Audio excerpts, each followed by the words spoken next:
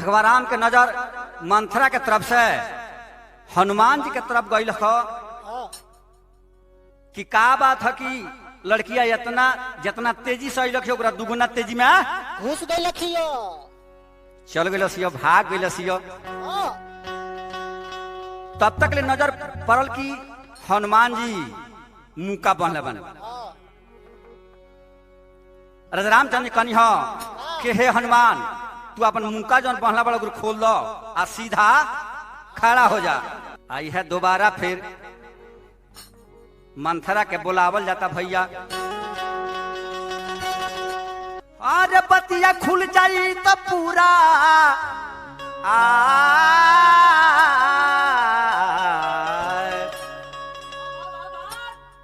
हनुमान जी कनी हो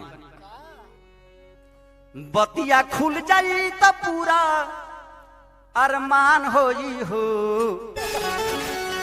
बतिया खुल जाई तो पूरा अरमान होई हो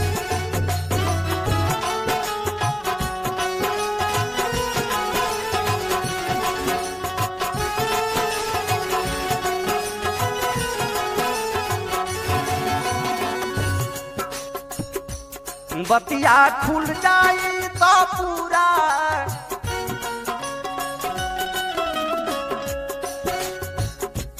बतिया खुल जाई तो पूरा अरमान होई हो मुका गिर जाई तो ना कवनो ठिकाना रही हो।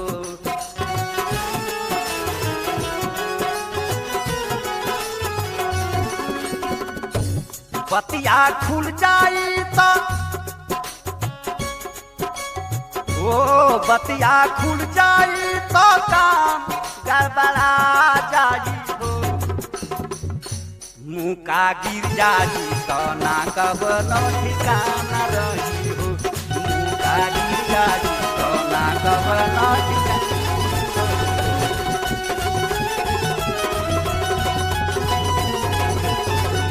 मुका गिर जाई तो ना कवनो ठिकाना रही। ई बात मंथरा के याद पड़ गलो कि अभी 8 मुका बाकी बा। यह दोबारा मंथरा के जब बुलावल गलो तो पूछवा वैठ करके मार तापा तोर हिलावत रहनी तो पूछो मुखे समान दिखाई देवे जितना तेजी में अली उतना दुगुना तेजी में फिर भागल बाड़ी। सखी लोग गीत गाता हनुमान जी से कहता गोड़ा लागू गोड़ा बाबू मथवा झुका के यह देखी फिर दोबारा मंथरा के बुलावल गइल बा। आ ये पूछ जब देखली है वही ठल तो फिर खींचले सब लोग के चल गई है भागल बाड़ी। भगवान राम के नजर जब पड़ल हो हनुमान जी के तरफ तो फिर पूछवा यहाँ का वैठ पैंट जी करत रहनी। भगवान राम के शक भइल उसके लागत कि पूछवा देख के लड़किया भाग गइल। भगवान रामचंद्र जी का कहनी हो घंटी लिया करके पूछवा में बनवा देनी है। अचानक कहीं फोटो में अपने सबन देखे फोटो में पूछ में घंटी बांधल हो पूछ में लटका दी हो कहनी एकदम सीधा खड़ा हो जा और एने उन्हें हिला के जरूरत तोहरा नहीं है। हनुमान जी महाराज आंख फाड़ करके ताक रहल बानी। सखी लोग गीत गावता कि गोड़ा लागी गोड़ा बाबू मथवा झुका के बड़ लोग बाड़ा तोहरा जाके आहो बाबू बड़ लोग बाड़ा तोहरा जाके।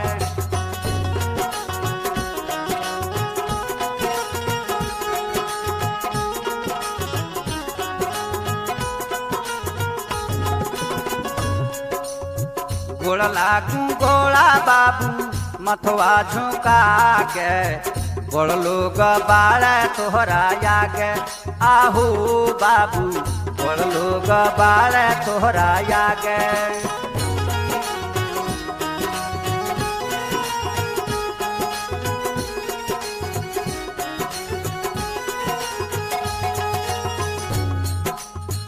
गोड़ लागू गोड़ा बाबू, गोड़ लागू गोड़ा बाबू, सिरवा झुका के देव लोग बाड़े तोहरा जागे जाहो बाबू, देव लोग बाड़े तोहरा जागे।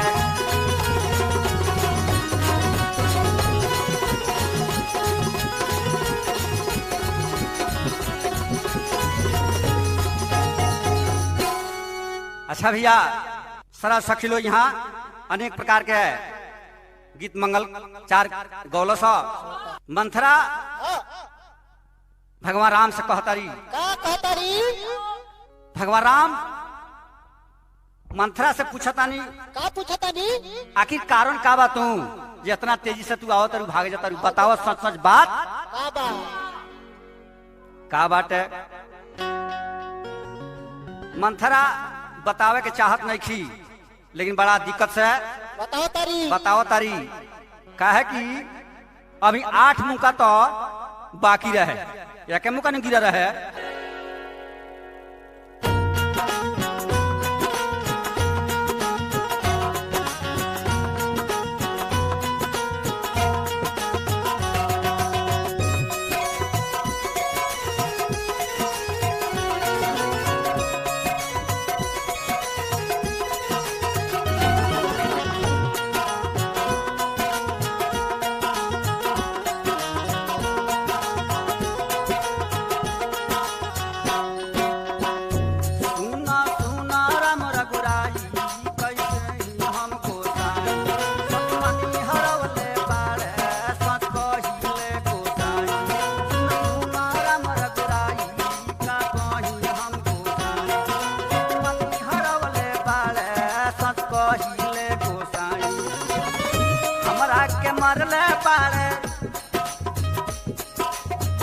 हमरा के मारले बाड़े तक मार से,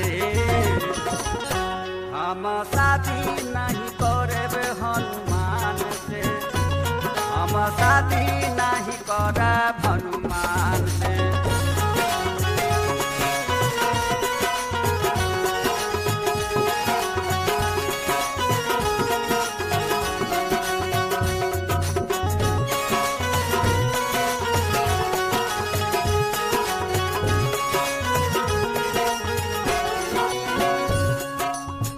कैसे बताई हनुमान जी के बतिया, कहलो न जाला मोरा इनकर समातिया।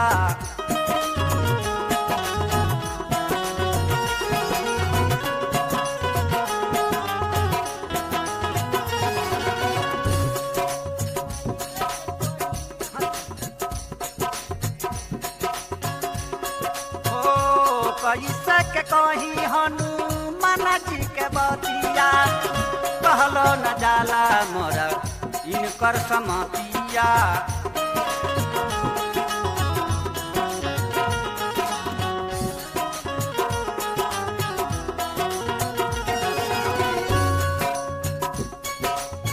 देह थरथराते, देह थरथराते अखिया के बाल से, हम शादी नहीं करे हनुमान से, हम शादी नहीं करे हनुमान से।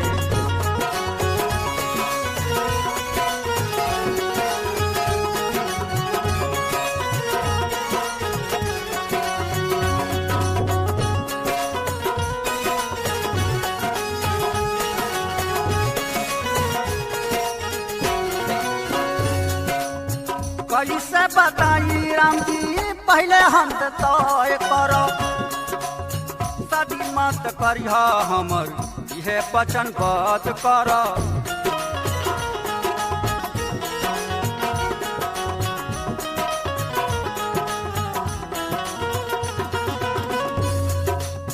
कैसे बताई राम जी पहले हम तो करो, शादी मत करिह हमर यह वचन बद कर।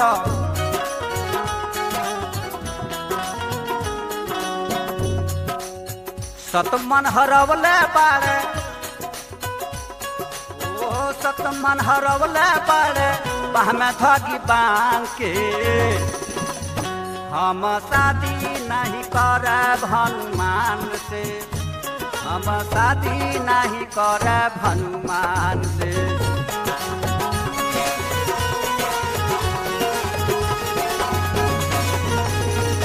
सुना सुना राम रघुराई कैसे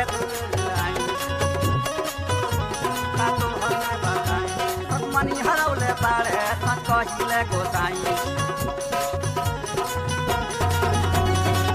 हमरा के मरले बाड़े हमरा के मरले बाड़े सब तक मार से हम शादी नहीं करे हनुमान से हम शादी नहीं करे हनुमान हम शादी नहीं करे हनुमान हम शादी नहीं करे हनुमान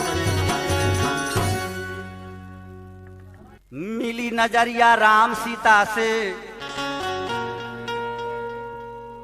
या देखें भगवान रामचंद्र जी बड़ा खुश बनियो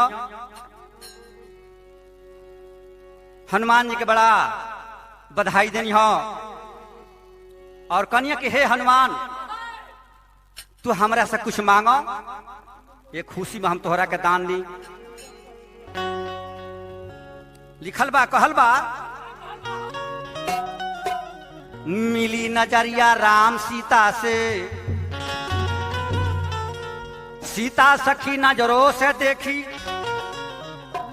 नजर के ऊपर नजर लड़ी तो नजर से गिरते नजरों को देखी मिली नजरिया राधा जी के कृष्ण के दिल में खो गई वो मिली नजरिया पार्वती के शिव शंकर के हो गईली यह नजरिया पान खियावे यह बड़ा तड़पावेला और यह नजरिया प्रेम बढ़ावे बाबू रे आर यह जूता खियावेला जय कर मिल गल सही नजरिया जय कर मिल गई सही नजरिया ब्रह्म पद के पा गई ओ मध के मातल जय कर नजरिया काल पकड़ के खा गई भगवान राम बड़ा खुश बनी हो हनुमान जी के बधाई दे देनी हो हनुमान जी कनी के सरकार हमरा कुछ ना चाहिए हमरा उहे चीज चाहिए जवन तोय बा हई देखिए काम गड़बड़ा गल भैया हनुमान जी कन्या की 8 मुका हर एक कुंवर बारती के माथा न्यूका करके दौड़ौक पर दियाई आ जौन लड़की सह जाई ओकरा से सगाई होई या जौन ना सही ओकरा से ना होई भैया भगवान राम बड़ा खुश रनी हो आ वहां को आशीर्वाद दे देनी हो ये बात माँ सीता जी के पता लगा लगी बाप रे बाप तो बड़ा गड़बड़ हो गई भगवान राम सचमुच दिल से ही बात तय कलहनी आशीर्वाद दे दहनी देखिए भैया माँ सीता हनुमान जी से आराधना करता रही और मांगा तारी कहत रही हमारे बाबू ई जवान वचनबद्ध भइल बा वो हमरा के आशीर्वाद में दे दो दान में वो चीज हमरा के दे दो ताकि कुंवर बारती कुमारी ही कर जोरी करी ले अरोजिया तो हमहू बरज करिए बाबू ये बाबू हो दे तो नायापन असी बदवा तो देव में माँ हन हो खबहो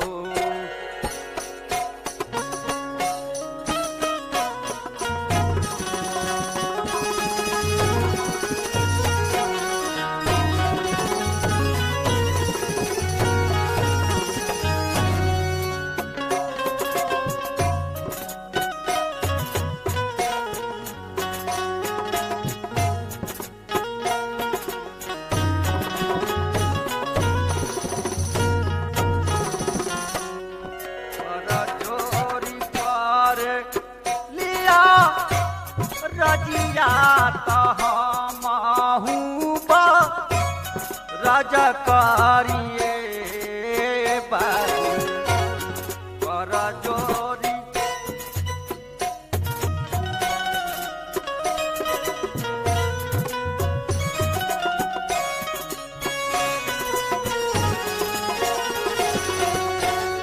ये बाबू हो दई तो नयापन बर दानवा तो जग में माँ थान हो खबर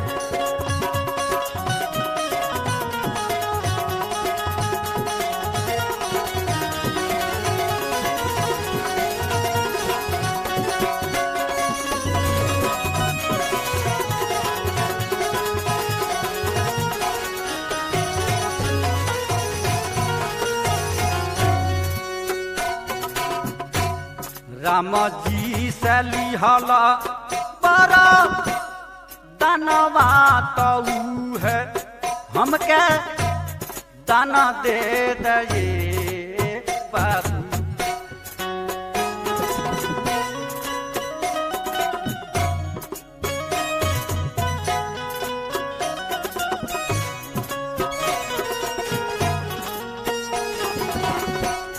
राम जी से लिहाला बड़ा दानवा तो है हमके दाना दे दे बाबू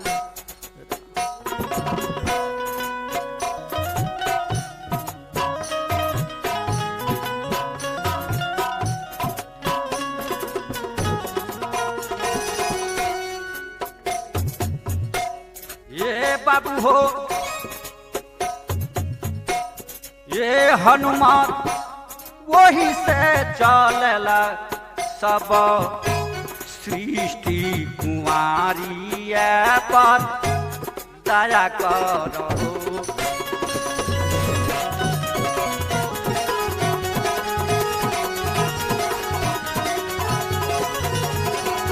ये बाबू हो वही से चलेला सब सृष्टि कुमारी पर दया करो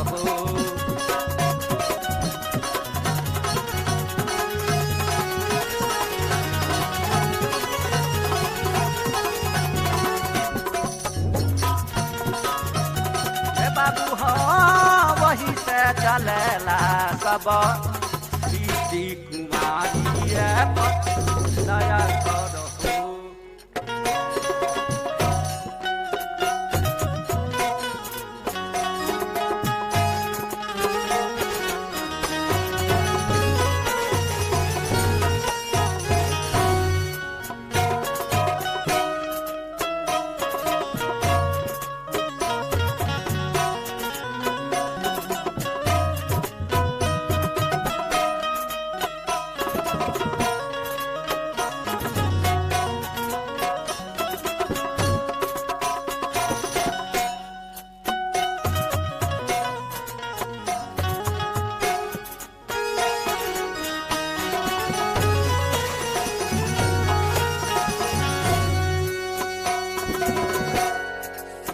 जी मांगेली बड़ा धनवा तो है से राजा करिए बाबू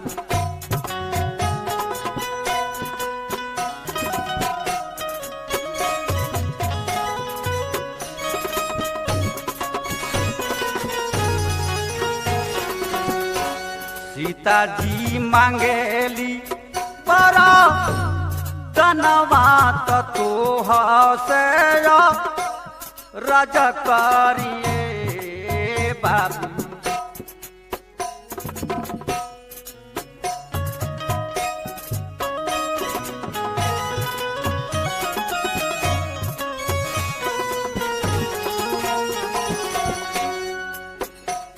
ये बाबू हो ये हनुमान तोहर नाम जपी सारा दुनिया कुमारी के दया करो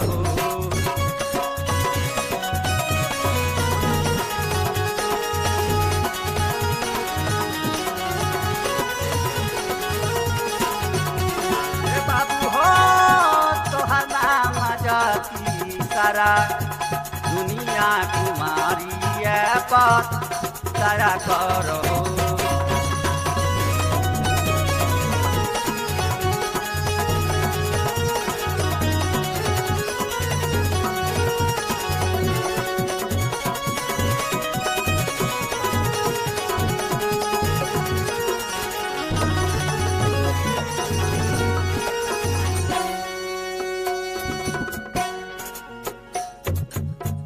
हनुमान जी कहनी हो कि हे माता जवन वरदान मिलल बा ये वापस तो हम दे है, लेकिन अगर कोनो जग है धरे के चाही। माँ सीता कहली हो कि 9 मुसर धान कुटाई तोहार जन वरदान मिलल भाई व्यर्थ ना जाई। 9 मुसर धाना वाकू ताई तबो करेला वा भुजाई हो बाबू।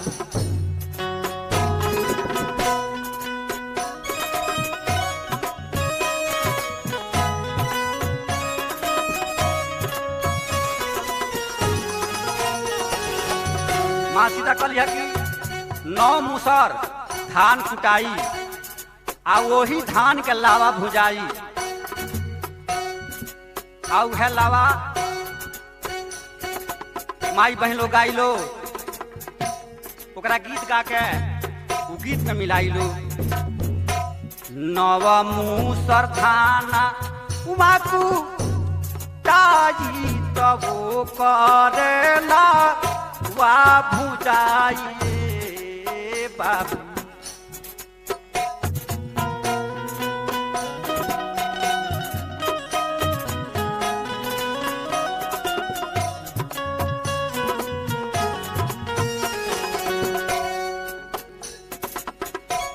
ये बाबू हो बहिनी सबला होवामी लई है तो जग में माँ खाना हो खबहो।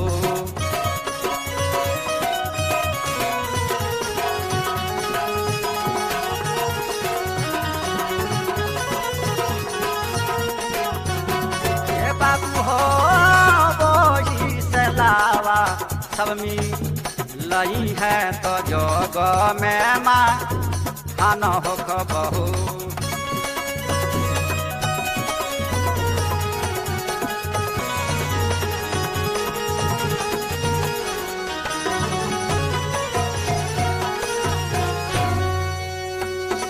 आई है गीत बा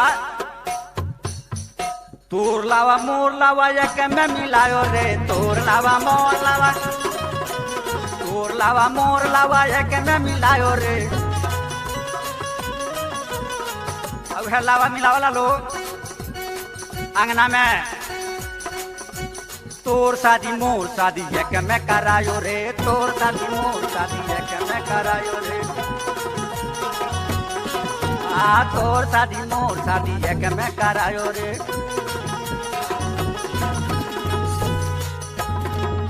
हे प्रभु जी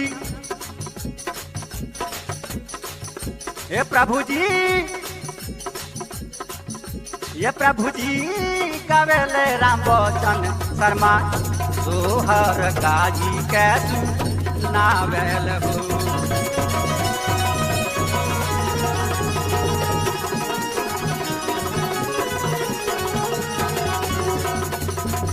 कर जोरी करी ले जाओ रजिया तो हमारो रज सुनिए बाबू।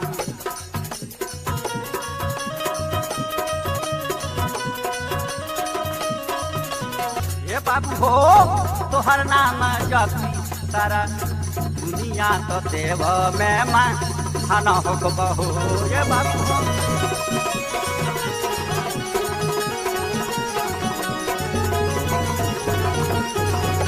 ये हनुमान तोहर नाम जपी सारा दुनिया तो देव में माँ खाना हो बहो।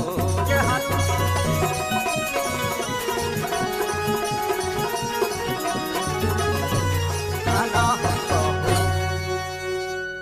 प्रेम से बोलिए हनुमान जी महाराज की जय।